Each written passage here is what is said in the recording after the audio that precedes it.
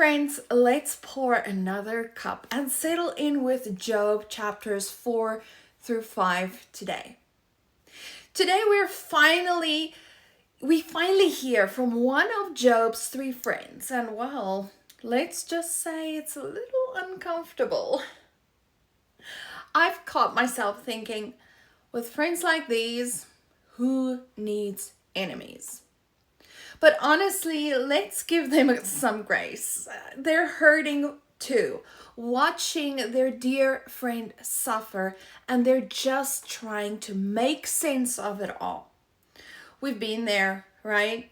I have, wanting so badly to help someone in pain that we say things we later wish we never did. Eliphaz speaks first. He is the oldest, so maybe he feels it's his place to take the lead. He starts off by reminding Job how strong he used to be. You've encouraged so many people, Job.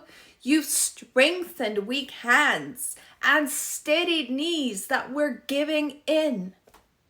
But now trouble comes to you and you're discouraged. It touches you and you're dismayed. In other words, you were great at giving advice. Why can't you take your own advice right now? Then Eliphaz tries to comfort Job with what he believes is solid truth. Godly, innocent people don't perish. It's the wicked who get cut off. He's basically saying, come on, Job, think about it. Whoever perished being innocent? Trouble like this only happens to fools and sinners. He's gently, and then not so gently, accusing Job of hidden sin that must have brought all this calamity on him. Now, from an eternal perspective, Eliphaz isn't completely off base. Scripture does say that we reap what we sow in Galatians 6 verse 7. And God will one day make his enemies his footstool in Hebrews 10:13. God is perfectly just. But here's where Eliphaz stumbles.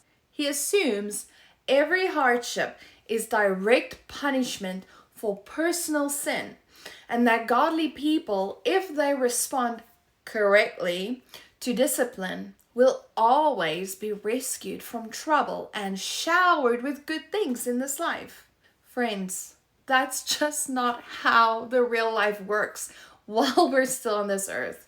Jesus himself said that God sends rain on the just and the unjust alike, Matthew 5:45.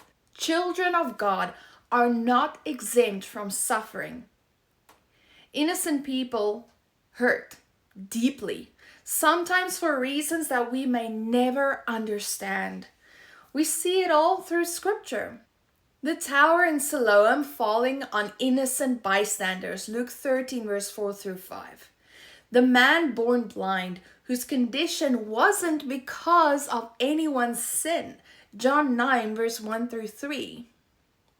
And Peter telling us it's commendable when we suffer for doing good, 1 Peter 2 verse 19 through 20. Eliphaz shares this terrifying nightmare vision he had. Something sneaking into his room, a spirit whispering in the dark, filling him with dread. And from that scary experience, he builds a whole theory. God doesn't trust even his holy ones. So how much less someone like Job who must have messed up? But here's the thing. That vision brought fear and terror, not peace and clarity. And anything that claims to reveal truth about God needs to line up with his written word. If it doesn't, we have to be really careful about the conclusions that we draw. Eliphaz goes on to paint this picture that if Job will just confess and turn, God will restore everything: health, wealth, peace, long life, everything. It sounds nice. It sounds easy, doesn't it? Almost too easy.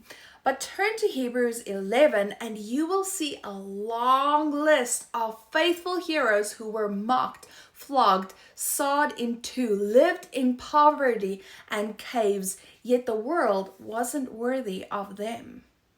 They didn't all get the earthly rescue. Some never saw the breakthrough here in this earth. The Bible simply doesn't promise that God will remove or prevent every hardship from the righteous while we're still breathing this side of heaven. What it does promise is that godly people will face suffering, sometimes senseless suffering. And that very suffering is part of how our faith grows deep and strong. James 1 verse 2 through 4 tells us to count it all joy when we face trials because they produce perseverance, and perseverance finishes its work so we can become mature and complete. So as we sit here with Eliphaz's words hanging in the air, let's hold them gently. Eliphaz meant well.